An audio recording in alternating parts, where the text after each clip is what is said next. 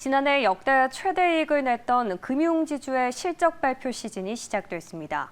오늘 우리금융을 시작으로 내일은 KB금융이 1분기 실적을 발표하고 23일엔 신한금융과 하나금융이 실적을 내놓습니다.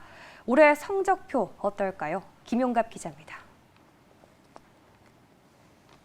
우리금융지주가 올해 1분기 지주사 전환 이후 사상 최대 실적을 기록했습니다.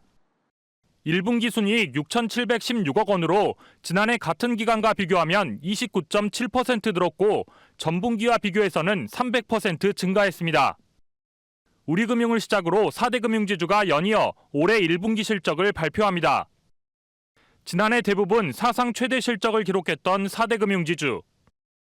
B2 열풍으로 증가한 대출과 주식 투자의 영향으로 KB금융과 신한금융, 하나금융은 지난해 사상 최대 순이익을 거뒀습니다. 이 같은 실적 흐름은 올해도 이어질 것으로 예상되고 있습니다.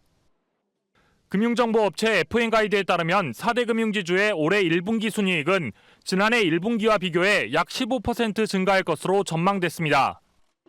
KB금융지주는 지난해 같은 기간 대비 40%, 신한금융은 10%, 하나금융은 6% 가까이 증가할 것으로 추정했습니다.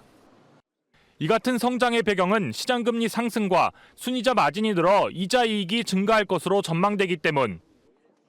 또 이번 실적 발표에서도 KB금융과 신한금융의 리딩금융 경쟁은 치열하게 펼쳐질 것으로 보이는 상황.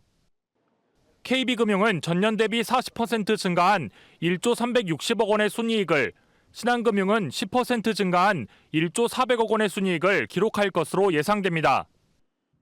신한금융이 올해 1분기에 소폭 앞설 것으로 예상되고 있지만 지난해처럼 대손 충당금이 순위를 가르게 될 전망입니다. KB금융은 지난해 연간 기준으로 3년 만에 신한금융을 제쳤습니다. KB금융이 사모펀드 사태를 피한 것과 달리 신한금융은 라임 사태의 직격탄을 맞으면서 지난해에만 1조 4천억 원에 육박하는 대손 충당금을 쌓았습니다. 이는 KB금융과 비교해서 3천억 원 이상 많은 규모였습니다. 리딩금융 타이틀을 3년 만에 되찾은 KB금융이 올해 1분기에도 이 같은 분위기를 이어나갈 수 있을지 주목됩니다. 매일경제TV 김용갑입니다.